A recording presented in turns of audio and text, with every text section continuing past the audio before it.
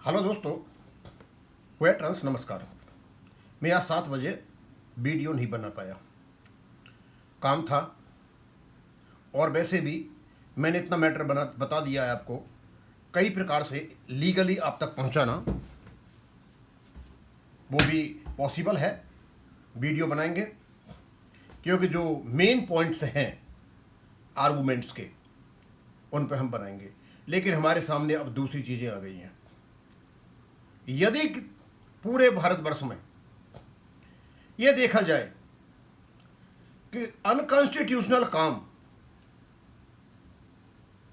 भारत सरकार का कौन सा डिपार्टमेंट करता है, तो सबसे टॉप पर नाम आएगा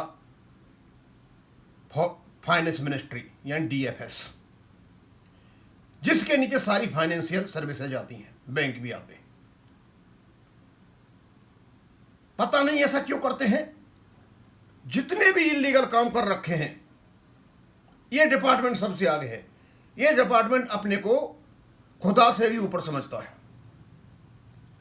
1970 का एक्ट आया, पब्लिक सेक्टर बैंक्स के लिए नहीं लागू होने दिया, लेकिन जितने भी नोटिफिकेशन हुए उसी के अंतर्गत हुए।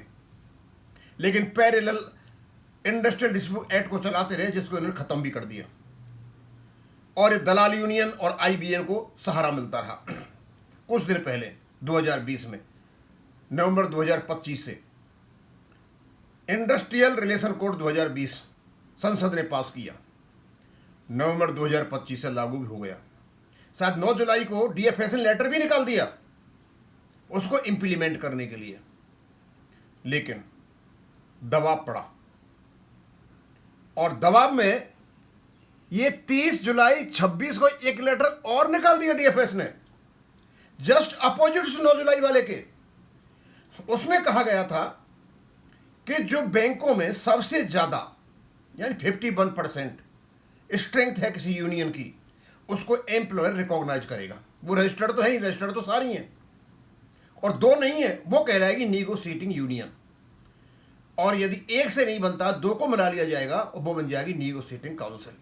जब निगोशिएशन का अधिकार इनके पास आ जाएगा तो एम्प्लॉयर से यही बात करेंगे, दूसरा कोई नहीं करेगा। बड़ा स्पष्ट रूप से सेक्शन 14 में लिखा हुआ है। इसी के लिए लेटर निकाला फाइनेंस मिनिस्ट्री ने, जिसका ऑब्जेक्शन किया था वेंकटाचलम ने, एन चंद्रशेखर ने और सर रूपम रॉय ने। वो कहते हैं हमारी 80% स्ट्रेंथ है। उसके बाद नोवो एनओवीडब्ल्यू डीएफएस से मिलते हैं। वो कहते हैं नहीं साहब, ये जो आपकी जो माइनॉरिटी यूनियन है इनको भी लाया जाए। भाई माइनॉरिटी यूनियन तो आपकी बैंक में होंगे ना, ये तो सब अमलगमेशन है, सारा का सारा कंपोजिट है पूरे का पूरे का। उसका भी है, इसका भी है। इनको तो अथॉरिटी है ही नहीं, ना तो बड़ी को है ना छोटी को। सेक्शन 14 तो यही कह रहा है। लेकिन ये लेटर निकाला और माइनॉरिटी यूनियन को रिकॉग्नाइज यूनियन कह रहा है डीएफएस।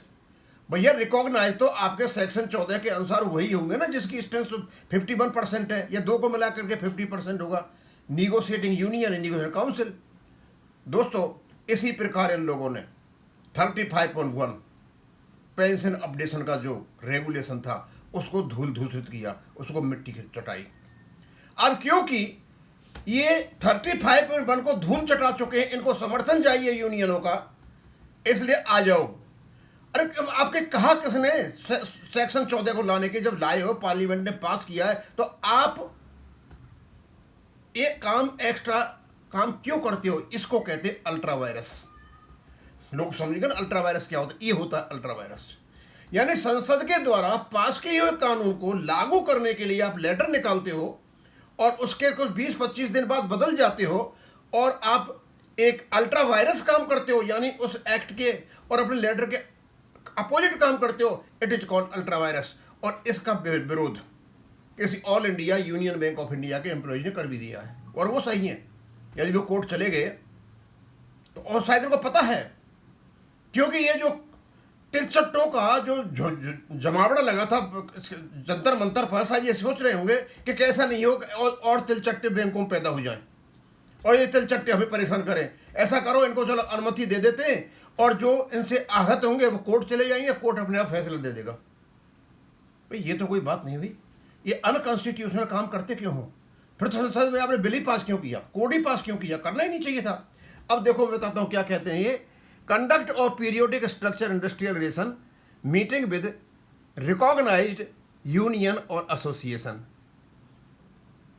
अब मुझे पता नहीं रिकॉग्नाइज किसको कहते हैं, रजिस्टर्ड तो है, रजिस्टर्ड रिकॉग्नाइज में फर्क है, रिकॉग्नाइज तो एम्प्लॉयर करेगा, और ये एसोसिएशन वर्ड लिया है, वहां काउंसिल है। सेक्शन 14 में यूनियन और काउंसिल है, निगोशिएटिंग यूनियन और निगोशिएटिंग काउंसिल, जिनको रजिस्टर्ड किया जाएगा एम्प्लॉयर के द्वारा।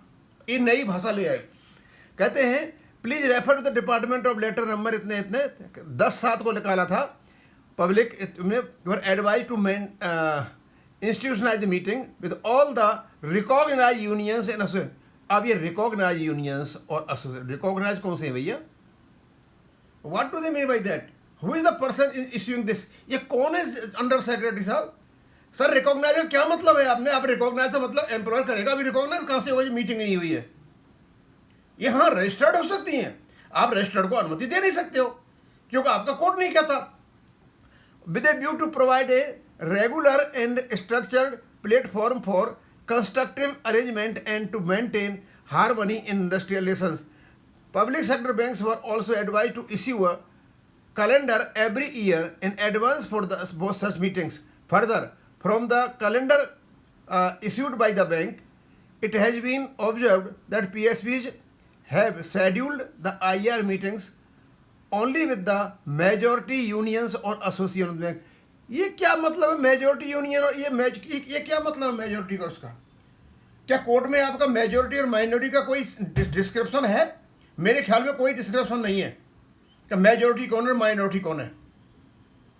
तो इसका मतलब आप यूएफबीयू के लिए मतलब रास्ता खोल रहे हो क्या, मतलब यूएफबीयू के दबाव में आ गए हो वेंकटेश्वरम के में, रूपम राय के एन चंद्रशेखर के में, क्या आप अनकॉन्स्टिट्यूशनल काम करोगे, इलीगल काम करोगे? ये क्या मतलब निकाल के आए माइनॉरिटी और मेजोरिटी, ये कौन है? रिकॉग्नाइज यूनियन केवल और केवल उसको एम्प्लॉयर रिकॉग्नाइज करेंगे as per the section 14 of the Industrial Relation Code 2020 implemented with effect from November 2025.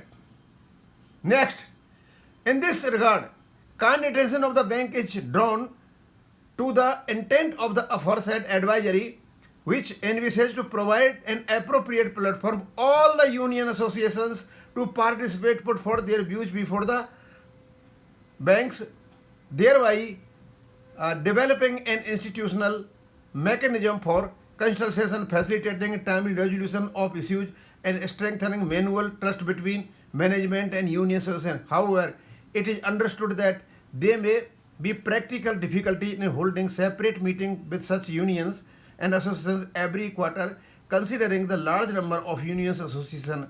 In light of the above, PSBs are advised, in addition to scheduling IR meeting with the majority union association, they may earmark one day in each quarter separately for officers, workmen and workmen categories for interpretation with recognized minority or unions associations. All recognized minority unions associations in the respective category may be invited together for interaction on the designated day. Accordingly, PSBs may मतलब इसका मतलब ये हो गया, जो registered union है ठीक है, तो बातचीत मतलब से बातचीत करेंगे, इनको निगोशिएशन के लिए तो कहीं डाला ही नहीं है। एक दिन इनके लिए रखा जाएगा, ये एम्प्लॉयर से बात करेंगे क्योंकि ये रजिस्टर्ड यूनियन है लेकिन रिकॉग्नाइज नहीं है। रिकॉग्नाइज केवल और केवल वही है सेक्शन 14 के अनुसार जो हमने आपको बता रखा है। मतलब इसमें बड़ी चालाकी से लेटर निकाला गया कि उनसे बातचीत तो होगी, फिर उस बातचीत का महत्व क्या है, मतलब आपस में झगड़ा नहीं हो सका, उसको मिटाने के लिए किया जा रहा है। अब इसको डीएफएस क्लैरिफाई करे कि आपने जो लेटर निकाला है, आपकी जो एग्जीक्यूटिव इंस्ट्रक्शंस हैं उसके अंतर्गत निकाला है या आपने इंडस्ट्रियल रिलेशन कोड 2020 के अंतर्गत निकाला है, उसमें तो ये रिकॉग्नाइज नहीं है। रिकॉग्नाइज केवल और केवल वो है जिसको एम्प्लॉयर रिकॉग्नाइज करेगा। ये सारी की सारी रजिस्टर्ड यूनियन है। अब मेजॉरिटी यूनियन माइनॉरिटी ये मुझे पता नहीं कि मेजॉरिटी किसको कहते हैं माइनॉरिटी किसको कहते हैं। अब दूसरा सवाल उठ करके आता है, जो निगोशिएटिंग यूनियन और काउंसिल होंगी क्या वो अलग हैं या इनको एक वार्ता का एक मौका दे दिया गया है। इन दलालों को, ये नौकेंडो जो बैठे हुए हैं, ये आंखों में धूल झोंक रहे हैं। यानी ये लेटर केवल और केवल आंखों में धूल झोंकने के लिए है। मतलब जितने भी यूनियन है उनके भाव दे दिया गया, चलो हम तुमको ही पूछेंगे। ले पूछोगे क्या जब निगोशिएशन कर ही नहीं सकते हो? हाँ, आपस में झगड़ा हो रहा है, कोई बात हो तो आप बैठ करके बातचीत कर सकते हो, लेकिन आपकी बातचीत का महत्व क्या है? कोई महत्व नहीं है। तो दोस्तों, ये जो लेटर निकाला है, इस लेटर का ऑब्जेक्शन किया है all India union bank of India. अब क्योंकि अब सवाल ये हो गया, क्योंकि इसमें कहीं भी निगोशिएशन वर्ड नहीं आया है, तो निगोशिएशन कौन करेगा? न्यू बेस सेटलमेंट पर कौन करेगा?